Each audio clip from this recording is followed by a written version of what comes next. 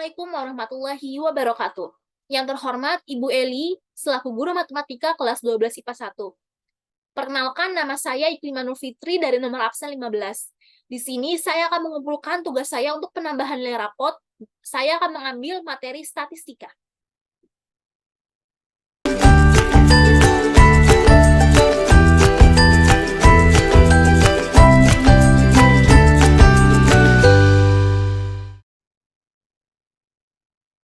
Baik, saya akan masuk ke materi yang pertama, yaitu statistika penyajian data. Untuk statistika penyajian data, itu ada subbabnya, submaterinya, ada diagram garis, diagram lingkaran, dan diagram batang. Kita masuk ke diagram garis dulu. Diagram garis digunakan untuk menyajikan data statistik yang kontinu atau berkesinambungan. Misalnya, jumlah penduduk tiap tahun di suatu wilayah, keadaan suhu badan pasien rumah sakit setiap jam, atau omset penjualan barang di suatu toko. Nah, pada diagram garis ini terdapat sumbu X yang horizontal, biasanya menyatakan satuan waktu, sedangkan sumbu Y yang vertikal biasanya menyatakan frekuensi. Di sini ada contoh, hasil penjualan baju dewasa di toko cloth store pada periode Januari sampai Juli 2019 ditunjukkan pada tabel di samping. Nah, ini ada ada tabelnya. Kalau untuk diagram garis ini sebenarnya gampang karena kita cuman jumlahnya itu tinggal kita masukin kayak Januari 10, Februari 15, Maret 30, April 35, Mei 25, Juni 45, Juli 60. Nah, ini tinggal titik-titikin. Udah titik-titiknya itu tinggal kita sambungin antara satu dengan lain sehingga membentuk garis. Inilah yang dinamakan dengan diagram garis. Untuk selanjutnya, kita masuk ke diagram lingkaran. Diagram lingkaran adalah bentuk penyajian data yang menggunakan sektor-sektor atau juring-juring dalam suatu lingkaran. Diagram ini sangat baik untuk menunjukkan perbandingan antara objek yang satu dengan objek lainnya terhadap keseluruhan dalam suatu penyelidikan. Nah, contohnya nih, buat diagram lingkaran ini, kita harus mengubahnya dulu membuatnya menjadi derajat. Karena di lingkaran itu kita pakainya derajat. Bisa juga pakai persen, tapi tetap harus dijadiin derajat.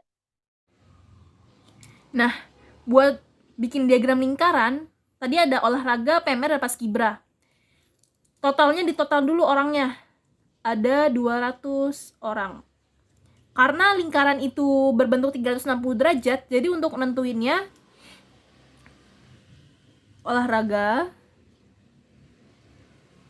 berarti 90 per 200 tadi 360 derajat.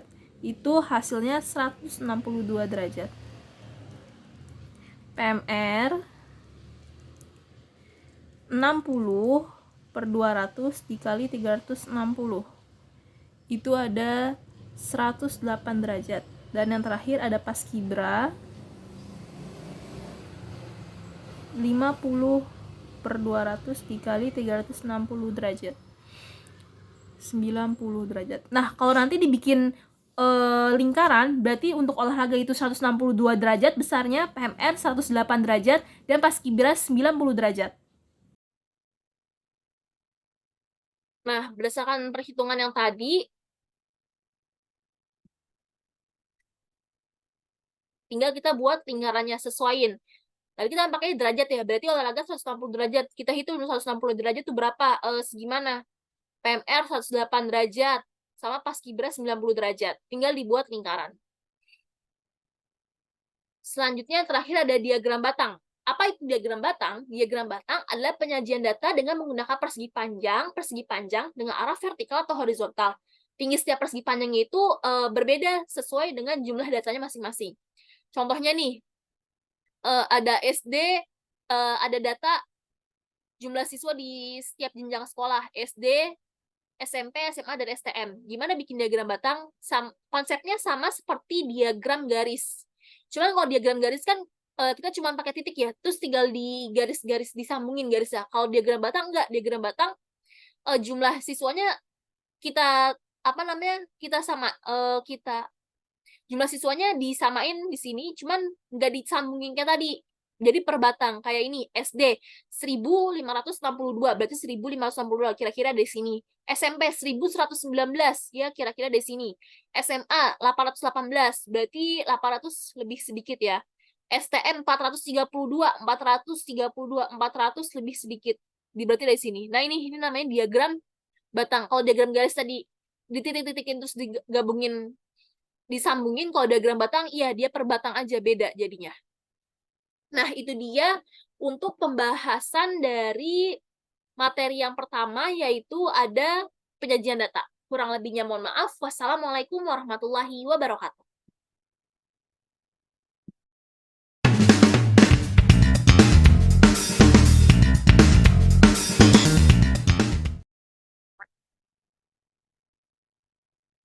Baik, untuk part 2-nya kita akan membahas statistika bagian pemusatan data.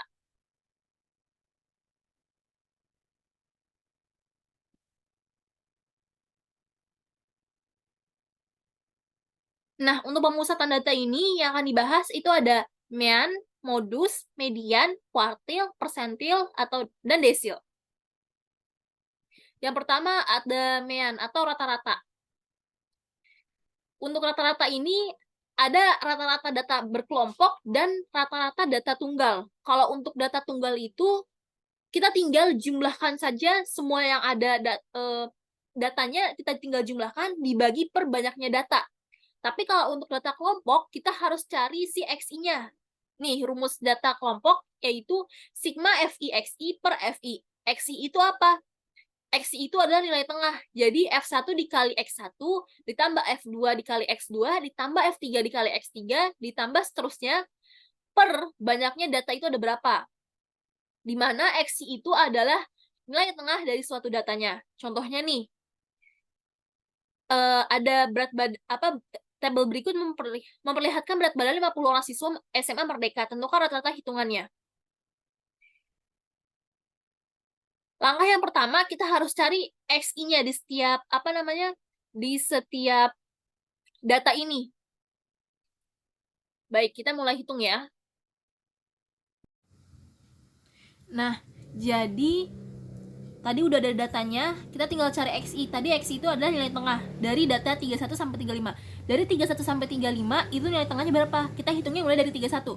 31, 32, 33. Berarti nilai tengahnya 33 ya. Karena ada 5. 31, 32, 33, 34, 35. Berarti 31, 32 adalah nilai tengahnya adalah 33. 36 ke 40 nilai tengahnya 38. 41 ke 45 nilai tengahnya 43.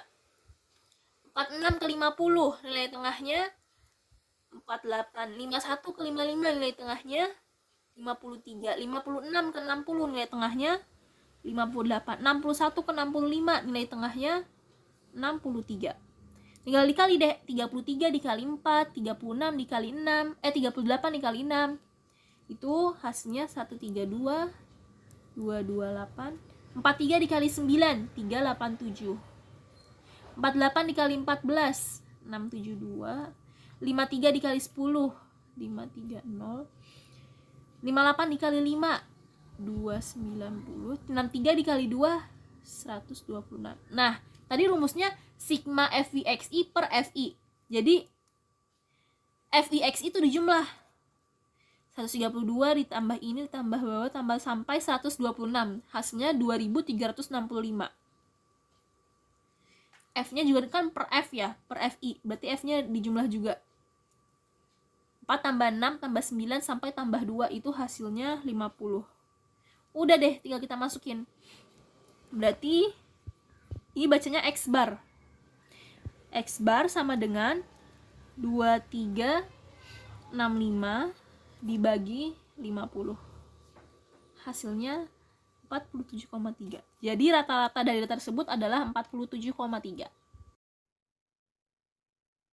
Selanjutnya untuk yang kedua, kita setelah rata-rata kita akan bahas modus. Modus itu adalah nilai yang sering muncul.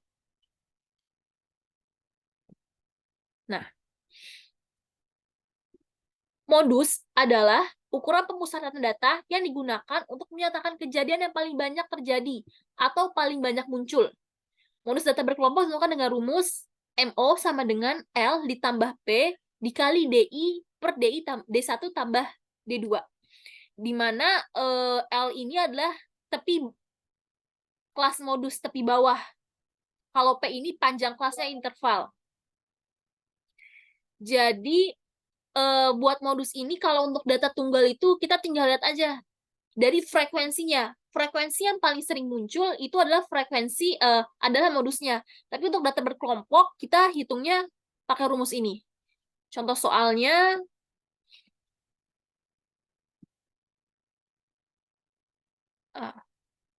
nah ini, tentukan modus data berat badan 50 orang siswa SMA Merdeka pada tabel berikut. Kan kalau misalnya data tunggal langsung kelihatan ya, berat badan. Kalau ini kan data kelompok 31 sampai 35, jadi susah buat nyarinya. Jadi kita pakai rumus yang tadi. Mari kita kerjakan. Nah, untuk mencari modus ini, langkah yang pertama kita lihat frekuensinya, mana yang paling besar? 14. Berarti 46 dikurang 0,5. Untuk mencari tepi bawah itu batas bawah dikurang 0,5. Berarti 46 dikurang 0,5 itu ada 45,5. Ditambah panjang kelasnya dari 46 ke 50 ada 5 ya. Ingat 46-nya dihitung juga. 46, 47, 48, 49, 50. Berarti 5 kelasnya. D1 itu 14 dikurang 9. 5 per 5 tambah D2 itu 14 dikurang 10. 4. 45,5 ditambah 25 per 9. Itu hasilnya 48,28. Jadi modusnya 48,28. Nah, untuk materi pembahasan yang terakhir itu kita akan bahas tentang median, desil, persentil. Itu rumusnya sama, cuman beda pembaginya aja. Nah, ini. Kalau median itu kan artinya nilai tengah ya. Median adalah ukuran yang terletak di tengah setelah data diurutkan. Jadi, kalau untuk data tunggal, median itu harus diurutkan. Dari data terkecil sampai data terbesar. Kita cari nilai tengahnya berapa. Tapi untuk data kelompok, kita ada rumusnya juga. Di mana median sama dengan L ditambah P N per 2 min F per FM. L ini tadi tepi bawah, P itu panjang kelas. Nah, kalau median itu membagi data menjadi 2 bagian. Rumusnya sama dengan kuartil, desil, persentil. Cuman bedanya untuk kuartil itu membagi data menjadi 4 bagian, sehingga dia di sini per 4. Kalau desil itu dibagi menjadi 10 bagian, per 10, dan persentil itu membagi data menjadi 10 bagian. Jadi semua rumusnya sama, cuman beda di pembaginya aja. Di sini ada contoh soal. Tentukan median Q3 dan D5 dari berat badan 50 orang berikut. Oke, kita akan hitung lagi. Nah, untuk contoh soal yang terakhir itu ditanya median Q3 dan D5. Untuk mencari median, rumusnya L ditambah P 50 per 2. N-nya itu kan 50 dibagi 2. Median itu kan membagi data menjadi 2 bagian. Min F per FI. Yang pertama 50 dibagi 2 itu 25. Berarti kelas 25 itu ada di sini kan. Berarti TB-nya itu 46 dikurang 0,5 berarti 45,5. Ditambah kelasnya itu panjangnya berapa? 5. Berarti 25 dikurang F itu di mana dapatnya? F itu dari sini. Kita cari FK. FK itu gimana cara ngitungnya? Ini pertama 4 tambah 6 10 tambah 11 19 tambah 14 33 tambah 10 43 tambah 5 48 tambah 2 jadi 50. Jadi F itu frekuensi kumulatif sebelumnya. Frekuensi kumulatif sebelumnya itu ada 19. 25 dikurang 19 per FI. FI itu si frekuensinya itu berarti kan 14. Tinggal dijumlah dapat hasilnya 47,64. Untuk soal yang kedua itu ada Q3, kuartil ketiga. Kalau kuartil itu kan membagi data menjadi 4 bagian. Jadi makanya dia per 4. 3/4 dikali 50 dapatnya 27,5. 37,5 berarti kan di sini ya. Berarti 50,5 ditambah 5 F tadi F itu sih FKS, frekuensi kumulatif sebelumnya 33. Kalau dihitung hasilnya dapat 52,75. Soal yang terakhir itu ada desil kelima D5. Rumus kalau desil itu kan membagi data menjadi 10 bagian, maka dia per 10.